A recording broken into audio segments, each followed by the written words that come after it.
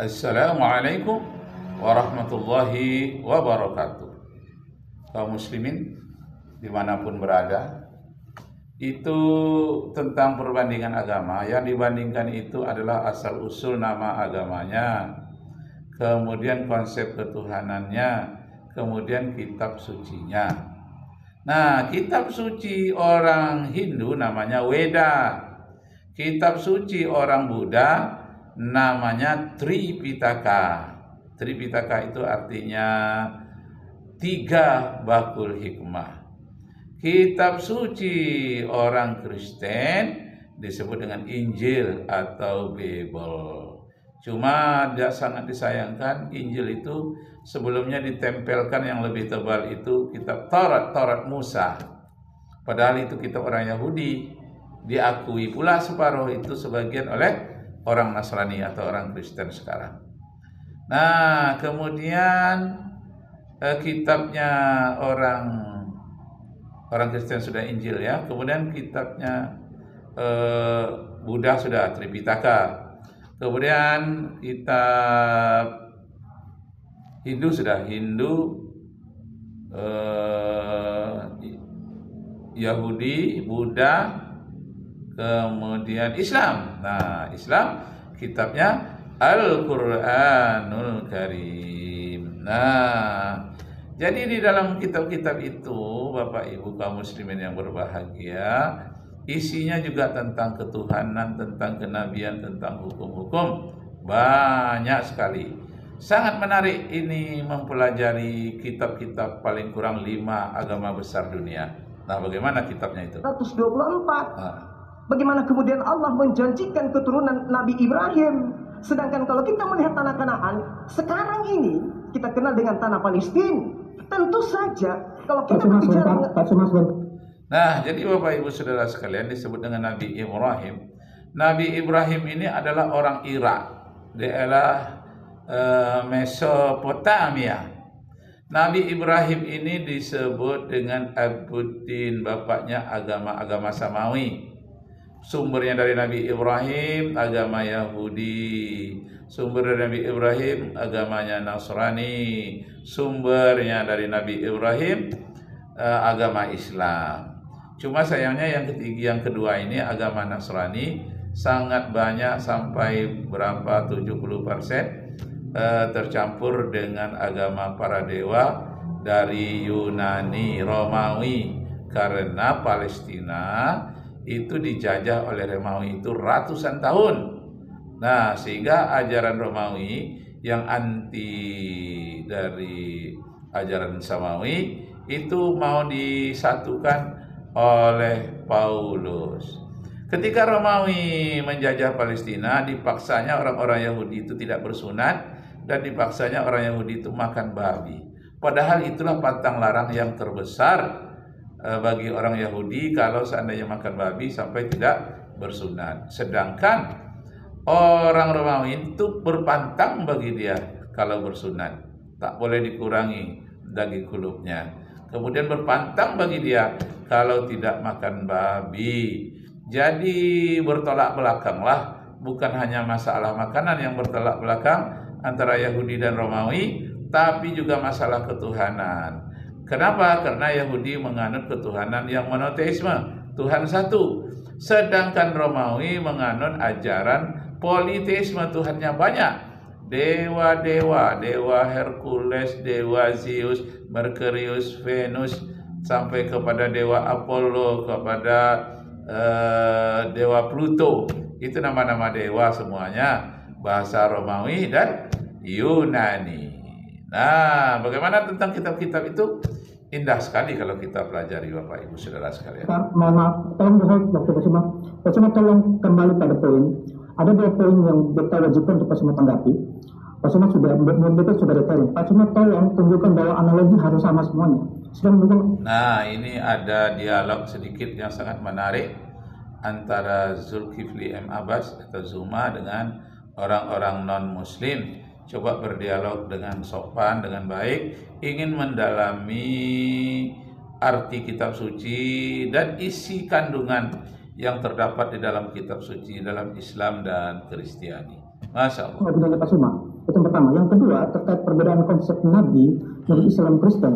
Nah ini kan menurut Pak Esra ini karena bicara tentang kitab, maka Pak Esra lebih berpikir bahwa ini harusnya perspektif Kristen menurut Pak Esra dalam wacana. Karena bicara tentang atau kita dalam otoritas yang merupakan otoritasnya buku otoritasnya yang digunakan oleh Kekristenan. Jadi Pak Sumat tolong elaborasi dulu soal analogi dan soal perbedaan konsep Nabi ini. Jadi jangan bicara hal lain dulu. Silakan. Iya. Jadi begini, ini kan saya jangan diarahkan, tapi Pak Esra Suruh tidak diarahkan. Arahkan juga beliau bahwa ini kita membahas Ulangan 18, tidak membahas tentang Yesus. Yesus itu Tuhan, bukan Nabi. Harus Anda pahami itu dulu. Jangan hanya tegas kepada saya. Dia berbicara mengenai saudara-saudara mereka. Saudara mereka siapa yang ada di tanah Palestina yang tinggal bersaudara di sana? Bani Arab dan Bani Ishak. Tak ada orang Kristen di sana. Terkait mengatakan bahwa kitabnya Anda ini bukan kitab saudara. Ini bukan kitabnya Kristen, ini kitabnya orang Yahudi. Ya, kitab yang orang Yahudi itu disebut sekarang Perjanjian Lama. Terdiri dari kitab Kejadian, Ulangan, Bilangan, Joshua, Hakim-Hakim. Oh, kan sudah jauh ke ujung. Ada 66 kitab orang Yahudi yang ditempelkan di sebelah dari kitab orang Nasrani. Kalau kitab orang Nasrani kecil, tipis saja, hanya 4 saja: Matius, Markus, Lukas, Yohanes. Sudah itu tidak kitab suci lagi, walaupun ditempelkan juga, yakni itu surat-surat kiriman Paulus, surat Roma, Filipi, Korintus, dan banyak lagi kitab-kitab. 14 banyaknya kitab-kitab yang ditulis oleh Paulus dari penjara, dikirimkannya ke Korintus atau Korintian, kemudian ke Roma. Itulah kitab yang merupakan lampiran dari kitab Injil, tapi sekarang dianggap sebagai kitab suci juga. Misalnya dari Matius sampai ke kitab Wahyu, kitab Wahyu yang paling terakhir. Nah, isi-isinya itu inilah yang dipelajari dalam Makaranil Adian, perbandingan agama. Masya Allah, ini Ustadz Zuma yang selalu berdialog setiap hari, berdialog dengan orang-orang non-muslim tentang kitab suci. Mari kita dengarkan. Seulang lagi, ini bukan kitabnya Kristen, ini kitabnya orang Yahudi. Itu dicamkan dan ditelan kalau pahit. Jadi saya katakan kepada saudara, jangan masuk ke perspektif Islam, jangan masuk ke perspektif Kristen, karena ini kitabnya Yahudi. Ya. Kata kitab Yahudi sama seperti mereka di antara saudara mereka, seperti engkau. Kamaukah? Kamau? Nah, itu kitab Ulangan pasal 18 ayat 18, kitab Taurat.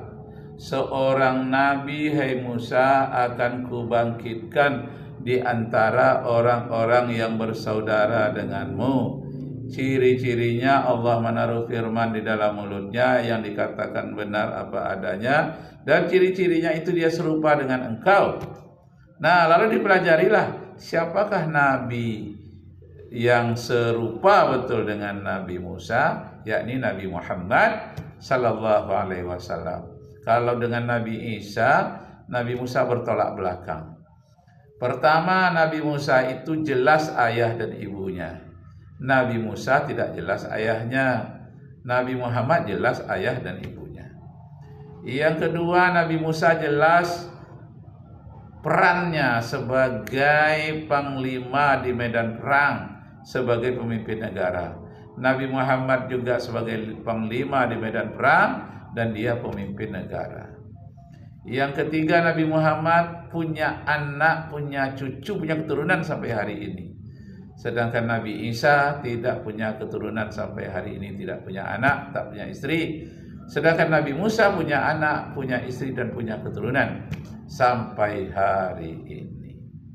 Dan kemudian yang keempat, pada masa menjelang kelahirannya, pada masa kecilnya terjadi pembunuhan terhadap bayi. Nabi Musa menjelang kelahirannya terjadi pembunuhan terhadap bayi oleh Firaun. Nabi Muhammad sallallahu alaihi wasallam menjelang kelahirannya itu pembunuhan juga terhadap bayi, cuma bedanya bayi perempuan.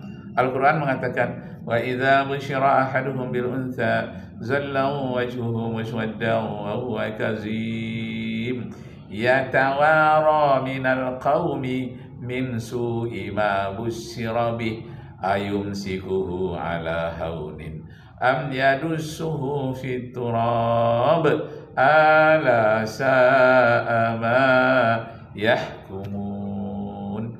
Apabila itu pedagang Arab naik onta dalam perjalanan dapat berita bahwa anaknya telah lahir di rumahnya, itu perempuan, langsung merah padam wajahnya, atau mereka bersembunyi di antara rombongan mereka, dan setelah mereka pulang, mereka kuburkan saja anak perempuan mereka hidup-hidup ke dalam tanah. Alangkah jeleknya hukum yang mereka perbuat.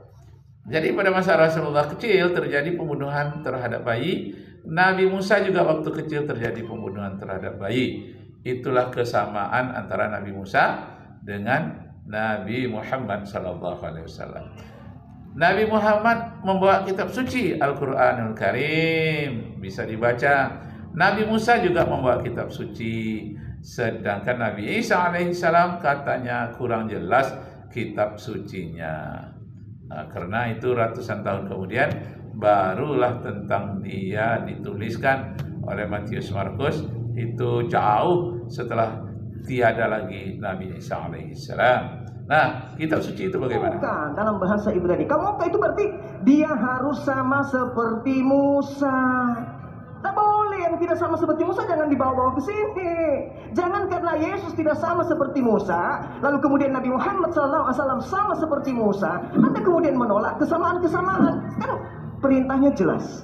Saudara-saudara mereka, ahahem, maukah sama seperti engkau wahai Nabi Musa, wenatati diberai, dan akan menempatkan diriku, akan menempatkan perkataanku, kata-kataku di mana? Bafi, di mulutnya. Nah sekarang kalau kita Pak Somad, mohon ditahan dulu waktunya. Pak Somad, saya ingatkan lagi pertanyaannya terkait analogi yang ini argumen Pak Somad sendiri, analogi argumen Pak Somad. Yang pertama ya, kalau menurut Pak Somad, kalau misalnya menurut Pak Isra tidak harus sama, keharusan dari mana tidak harus sama? Kan Pak Isra juga menanyakan keharusan mana harus sama. Jadi menurut Pak Somad juga keharusan dari mana tidak harus sama. Jadi, cuma itu terlalu ke atas. Nah itu namanya exegesis dari orang yang tidak mengerti hermeneutika Alkitab sehingga dipaksakan seperti itu. Ya. Lalu kalau kita bisa melihat juga bahwa Nabi itu, kalau dikatakan tentang Nabi itu dia berbicara demi nama Yahweh. Di situ kata PUHAM besar itu YHWH, Yahweh. Dari umat Israel, bukan dari orang Arab, dari antara saudara-saudaramu, itu Israel. Lalu dari ayat yang ke-18, seorang nabi akan dari antara saudara-saudaramu akan diutus nabi dari antara saudara-saudaramu, hai Musa. Jadi bukan di antara kamu, tapi di antara orang yang bersaudara denganmu, yang bersaudara dengan Nabi Isa, yakni Nabi Ismail. Nah, jadi keturunan Nabi Ismail inilah karena Bani Israel itu Musa, Bani Ismail itu Nabi Muhammad SAW. Nabi yang terakhir itu dari orang yang bersaudara dengan Bani Israel, bukan dari golongan Bani Israel itu sendiri. Karena dari orang Israel tidak ada lagi Nabi yang diutus Allah, sudah putus. Dari saudara orang yang bersaudara dengan Bani Israel, yakni Bani Ismail, disitulah lahirnya Nabi terakhir Muhammad Sallallahu Alaihi Wasallam. Membangkitkan bagi mereka, bagi umat Israel, di antara mereka umat Israel seperti engkau. Dia akan mengatakan kepada mereka umat Israel segala yang kuperintahkan padamu. Nah, itu berarti bahwa Bapak Ibu saudara sekalian. Nah, nanti kita sambung lagi karena hari sudah sore mau berbuka puasa. Ilal liqa ma'assalamah. Arju minkum afwan in wajadtum fiha khata'at. Wabillahi taufiq wal hidayah. Wassalamualaikum warahmatullahi wabarakatuh.